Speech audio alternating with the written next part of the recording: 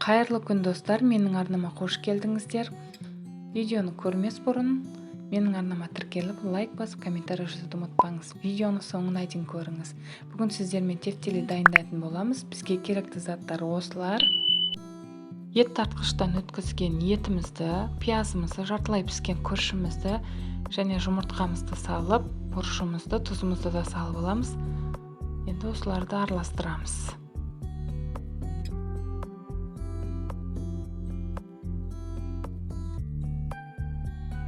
Жақсылап барлығын араластырып болған соң, осындай формада дөңгелек етіп жасаймыз. Менде осылай шықты. Енді осыны қызып тұрған майда пісіріп аламыз. Тефтелидің қасына мен осындай пюре жасадым.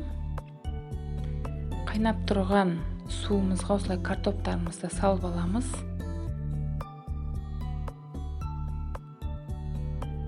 Қызып тұрған майға салып, қуырып аламыз екі бетін. Қатты қуыру маңызды емес, тек қызарса болды.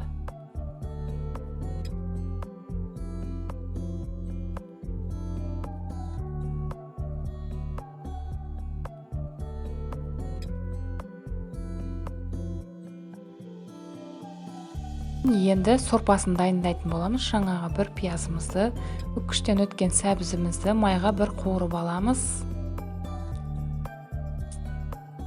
Томат немесе помидор қоссаңыздар болады. Мен банкіде жабылған салатты қостым.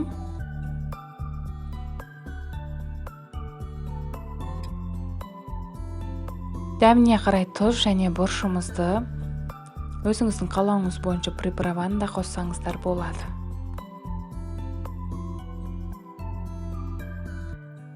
Қуырып болған соң бетінен асырып су құямыз.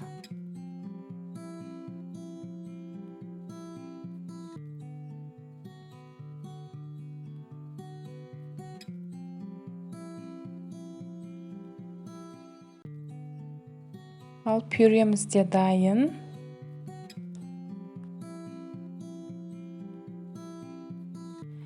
Кішкене қайнаған соң енді барлығын осылай салып аламыз.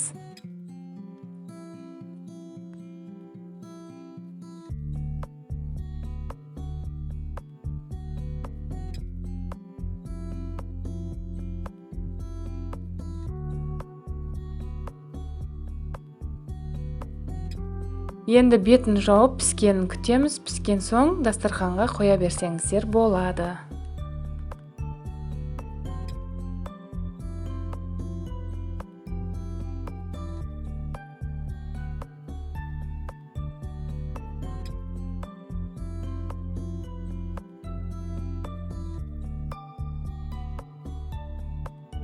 Ал тефтели дайын.